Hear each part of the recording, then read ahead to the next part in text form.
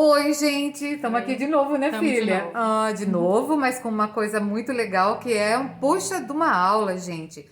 E aí, uma sequência de vídeos para vocês aprenderem sobre.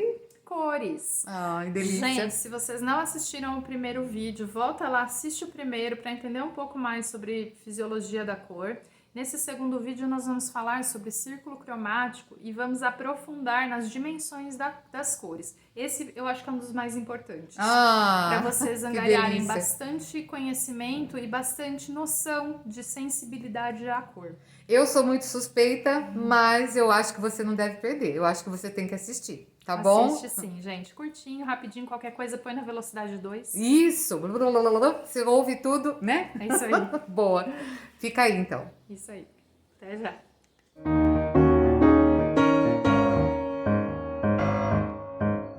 Oi, pessoal!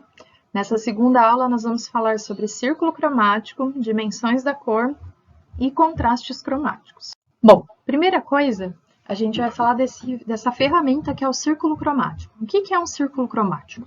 O círculo cromático ele vem da mistura de pigmentos, tá certo? Um dos primeiros círculos cromáticos que a gente tem na história e registro na história é esse círculo cromático do Itten, tá? O Itten era um professor de artes da Bauhaus. Ele misturava muito essa questão da cor dentro das disciplinas dele, e a Bauhaus foi uma escola de design muito famosa, tá? E o Itten, ele cria esse círculo cromático através da mistura dos pigmentos primários. Lembram? Pigmentos primários magenta, amarelo e o cian, que é essa cor de azul celeste, tá? E aí a mistura desses pigmentos primários, eles vão resultar nas cores secundárias. Vocês fizeram isso na escola, mas a gente fazia com outros pigmentos primários. Então, as cores secundárias, elas vão ser o amarelo e o azul, eles vão resultar no verde, o amarelo e o magenta vão resultar no vermelho, e o magenta com o cian vão resultar o tom de azul, certo?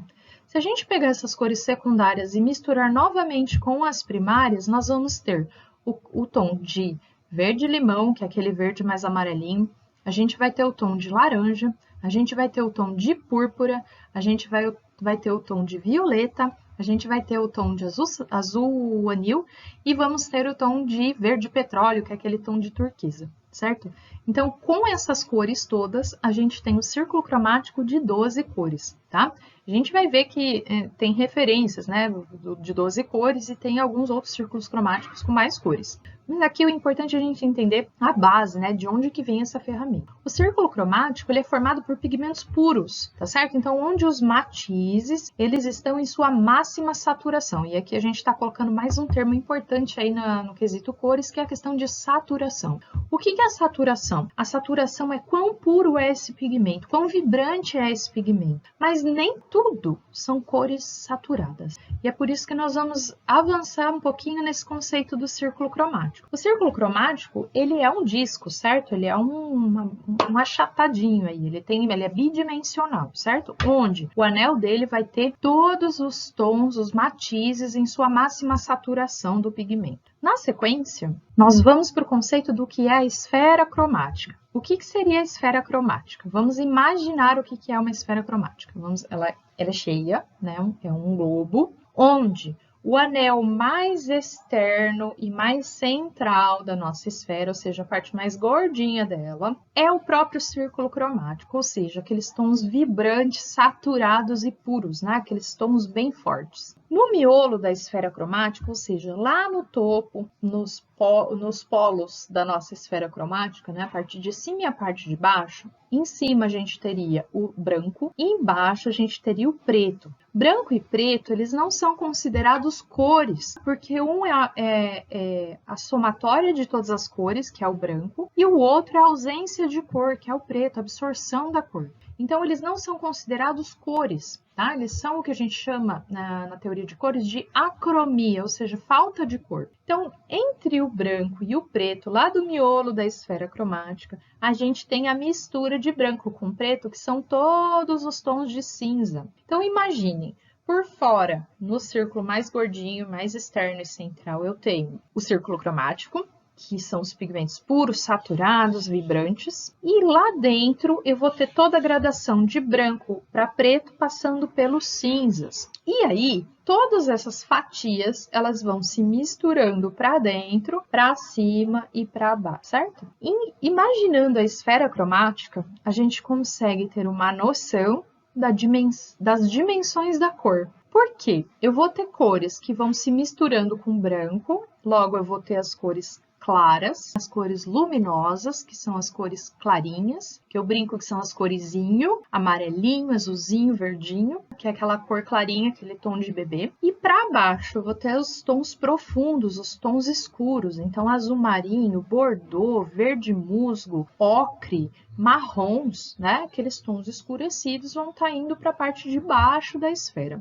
Essa parte de baixo e cima, tanto faz, é mais para efeito didático, porque como ela é esfera, a gente pode virar ela para todos os lados. Vamos seguindo aqui. Então, dentro da esfera cromática, a gente vai ter os tons que são acinzentados. E agora nós vamos falar sobre as questões de contrastes cromáticos. Então, se eu falei para vocês que existem cores que são saturadas, ou seja, cores puras, vibrantes, as cores claras, que são as cores inho, amarelinho, verdinho, que é aquela cor luminosa, aquela cor bebê, e nós temos as cores profundas, ou seja, as cores escuras. Em contraste com as cores que são saturadas, em oposição, a gente tem o que a gente chama de cores dessaturadas, ou seja, são as cores que vão ter mais cinza do que o próprio pigmento. Então, nós temos algumas oposições aí. Nós temos cores puras, que são as saturadas, as cores claras e escuras, e também a gente tem as cores acinzentadas, certo? Então, nós temos aí a questão de saturação na jogada.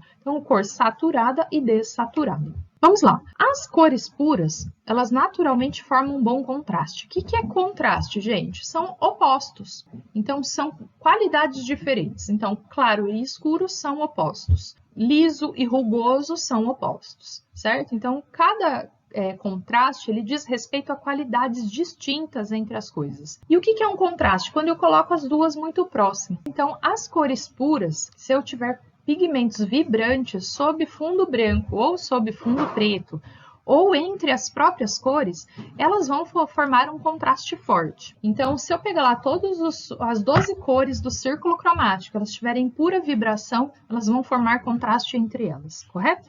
O segundo contraste que nós temos é o contraste de claro e escuro, certo? Então, as cores claras, se eu colocar junto com as cores escuras, elas vão formar contraste. Para me ajudar, eu tenho aqui algumas linhas. Então, por exemplo, esse tom de rosa, ele é um tom bastante saturado. Então, ele é um tom que tem muito pigmento, ou seja, é um rosa bastante vivo, um tom bastante vivo. O que seria a variação desse tom de rosa para um tom claro? Ó, o tom claro, ele vai ganhando branco na sua composição, né? Ele vai ficando mais claro. E o tom escuro, em oposição, ele vai ganhando mais preto na sua tinta ali, ó. E aí ele vai ficar mais escuro. Aqui também eu tenho um tom com a outra dimensão, que é o tom acinzentado. Estão vendo? Ó, aqui é esse mesmo tom de rosa, mas ele foi ganhando cinza na sua composição. Ele foi ficando assim mais acinzentado, mais descorado, né? Mais empoeirado. Então, nós temos essas dimensões. E aí, quando eu coloco, por exemplo, o claro e o escuro juntos, eles vão fazer um bom contraste, porque esse tem muito preto na composição e esse tem muito branco. Eu estou falando de pôr e tirar luz da cor, né? Então, lembra que eu falei para vocês? Tons que devolvem mais luz, no caso os claros, e tons que absorvem mais luz, que são esses tons escuros. Então, a qualidade de claridade e escuridão, elas são contrastes. Então, se você for usar tintas ou linhas que sejam escuras e claras, elas vão criar naturalmente um contraste. Além disso, nós temos outros tons que eles vão ter a questão de claro e escuro no próprio pigmento. Eu já vou mostrar para vocês. Antes disso, tem um exemplo aqui. Essas referências, gente, eu peguei do Instagram, tá? De pessoas que eu sigo, que eu admiro o trabalho. E está aqui simplesmente para que vocês observem bons exemplos. Nesse caso aqui, a pessoa usou uma composição com baixo contraste, ou seja, os tons não variam muito em intensidade. A pessoa optou aqui por tons claros. Então, ela fez uma composição composição nesse bordado com tons luminosos, em sua maioria, certo? Se eu colocasse aqui uma linha com um tom um pouco mais escuro, ela ia contrastar bastante com o trabalho, porque aqui eles estão trabalhando dentro da mesma nuance ali, com quantidade de branco na composição da linha. Como eu disse para vocês, entre cores a gente também tem essa questão de claro e escuro. Vou perguntar para vocês, comparando essas duas bolinhas na tela, esses dois círculos na tela, que cor aparenta ser mais luminosa para vocês? Que cor parece que deixa mais vibrante, mais claro? Então, entre tons, né, se a gente for comparar vermelho e amarelo, o amarelo parece ser mais vibrante, mais luminoso do que o vermelho. A gente tem essa sensação de que o vermelho ele absorve mais luz do que o amarelo. E realmente, aqui também, novamente, ó, eu tenho o tom verde-limão e o roxo, né? Esse tom violáceo. O violáceo também vai absorver mais luz do que o verde, certo? Então, esse verde ele tem muito amarelo na composição e, por isso, ele é mais luminoso. Um outro contraste bastante interessante é o contraste de quente e frio. Vou explicar antes para vocês essa relação do que é quente e do que é frio. A cor é quente ou fria? Não. Se a gente colocar a mão numa tinta azul e numa tinta amarela, elas não vão ter diferenças de temperatura. O que elas vão ter? Elas vão ter uma associação material ou psicológica com coisas quentes e frias. É por isso que o nome é esse. O que é quente na natureza? É o sol, o fogo. E o sol e o fogo, eles têm que coloração? Alaranjado, amarelos, avermelhados, dependendo da hora do dia, né? O sol fica avermelhado. O fogo a gente consegue ver, dependendo do que está queimando, também ele fica avermelhado, laranja ou amarelo. Então a gente associa que essas cores têm uma materialidade de coisas quentes. Em oposição, a gente tem as cores frias, né? O que é azul na natureza? A água, quando a gente tem aquele gelo branco, né? Que ele chega a ficar azulado nas geleiras, os icebergs. A gente tem associação também com o mar profundo. Quando a gente tem lá o subaquático, é azul. As florestas, que são refrescantes, elas têm associação com o verde. Então, por isso, essas cores elas são chamadas de cores frias. Não que elas são frias de verdade. Se você colocar a mão na tinta, ela não vai ser geladinha. Ela simplesmente tem uma associação material, quente e frio. O contraste de quente com frio, ele também existe. Então, se eu colocar cores quentes perto de cores frias, eles naturalmente vão criar um contraste. Então, por incrível que pareça, o círculo cromático ele é metade quente e metade frio. Então, se a gente passar uma linha ali dividindo os amarelos, laranjas e vermelhos e depois azuis, verdes e roxos, a gente tem metade do círculo cromático quente e metade do círculo cromático frio. A questão é que nem tudo é regra. Nós temos também a questão do quente e do frio comparativamente. Então, existem tons que eles vão ser naturalmente mais quentes e outros tons que vão ser naturalmente mais frios. Portanto, esse calibrar do olho, vocês vão perceber que podem existir para o mesmo matiz, ou seja, para a mesma cor, a gente pode ter variações de tons que são mais quentes e outros mais frios. Um exemplo. Nesse slide, a gente vê duas amostras do mesmo matiz. Que matiz é esse? Rosa, certo? Esse matiz é rosa. Eu posso dizer que o quadradinho da esquerda, né, o retângulo da esquerda é rosa e que o da direita também é rosa. Mas a gente percebe claramente que o da esquerda ele é muito mais frio que o da direita. Por que isso acontece? Porque a mistura de pigmento do quadrado da esquerda ele vai ter mais azul, ele vai tender a um rosa que está indo para o lilás. E o da direita, ele vai ter mais amarelo na sua composição. Então, ele vai tendendo a um tom de rosa, que vai ficando laranja, depois salmão e depois ele fica amarelo. Então, os tons dentro da sua composição de pigmento podem ter variação para quente ou frio. No próximo slide é um outro exemplo do matiz verde. Então, o matiz aqui é verde, mas o verde da esquerda ele é muito mais quente que o verde da direita, pelo mesmo motivo. Na mistura de pigmentos, eu vou ter mais amarelo em um e mais azul no outro. Então, saber detectar essas pequenas nuances, você vai ter ali pequenas diferenças entre um tom e outro, também faz muita diferença na hora de compor as cores, porque eu vou ter cores que vão ser mais azuladas, cores que vão ser mais amareladas, até tons de vermelho. Eles podem variar para mais quente ou mais frio, porque o magenta ele pode ir lá para o lado do roxo, ou ele pode estar indo lá para o lado do laranja, os tons que são coral, aquele tom que vai ficando laranja. laranja. Então, os tons que estão indo para o lado do laranja, eles são mais quentes do que os tons de vermelho que estão indo para o lado do roxo. Então, por isso, olhando o círculo cromático, observem o círculo cromático. Se você anda para o lado do amarelo, provavelmente essa cor está aquecendo, ela está ficando mais quente. E aí chega num nível, pessoal, que você consegue detectar diferenças de quente e frio para azul.